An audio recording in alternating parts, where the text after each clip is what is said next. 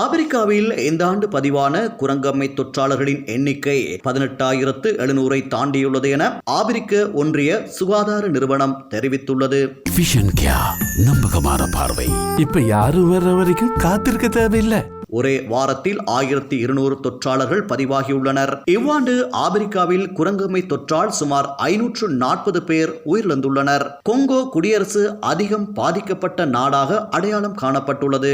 அங்கு ஒரே வாரத்தில் சுமார் 1000 நோய் தொற்றாளர்கள் பதிவானதோடு 24 பேர் உயிரிழந்துள்ளனர். ஆப்பிரிக்காவுக்கு அப்பால் ஸ்வீடனிலும் பாகிஸ்தானிலும் குரங்கம்மை தொற்றாளர்கள் பதிவாகியுள்ளனர். உலக அளவில் நாடுகள் விழிப்புணர்வு நிலையை அதிகரித்துள்ளதோடு குரங்கம்மை தொற்றுக்கு எதிரான நடவடிக்கைகளையும் எடுத்து வருகின்றன. இந்தியாவின் ஜம்மு காஷ்மீர் மாநிலம் பாரமுல்லா பகுதியில் அடுத்தடுத்து 2 நிலநடுக்கங்கள் ஏற்பட்டுள்ளன. முதலாவது நிலநடுக்கம் இன்று காலை 6:45 மணியளவில் 4.9 ரிக்டர் அளவில் பதிவானதோடு இரண்டாவது நிலநடுக்கம் 4.8 ரிக்டர் அளவில் பதிவாகியுள்ளது.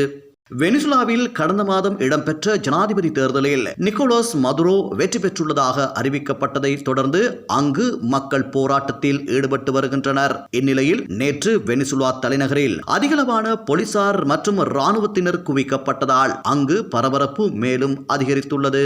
ரஷ்யாவில் குருஸ் பகுதியில் அமைந்துள்ள பாலம் ஒன்றை உக்ரைன் படை தகர்த்துள்ளது. ரஷ்யாவின் வானோய் நகருக்கு அருகே அமைந்த இந்த பாலம் தகர்க்கப்படும் வான்வெளி வீடியோ ஒன்றை வெளியிட்ட உக்ரைன் விமானப்படை தளபதி மைக்கோலா ஒலெக்சக் மற்றொரு பாலம் தகர்க்கப்பட்டது என தெரிவித்துள்ளார். எனினும் இந்த தாக்குதல் எப்போது நடைபெற்றது என்று தெரியவில்லை. ரஷ்ய பகுதிகளில் பெரிய அளவில் தாக்குதல் நடத்தும் நோக்கில் கடந்த 6ஆம் தேதி அதன் எல்லை பகுதிகளில் படைகள் மற்றும் கவச வாகன உக்ரைன் அனுப்பியுள்ளது. இது ரஷ்யாவின் 2வது முக்கிய பாலமாகும். இது பற்றி உக்ரைன் ஜனாதிபதி ஜெலன்ஸ்கி குருக்ஸ் பகுதியில் நேற்று முன்தினம் மாலை உரையாற்றிய போது அனைத்து பகுதிகளிலும் நம்முடைய வீரர்கள் சிறந்த முறையில் பணியாற்றுகின்றனர் என கூறினார்.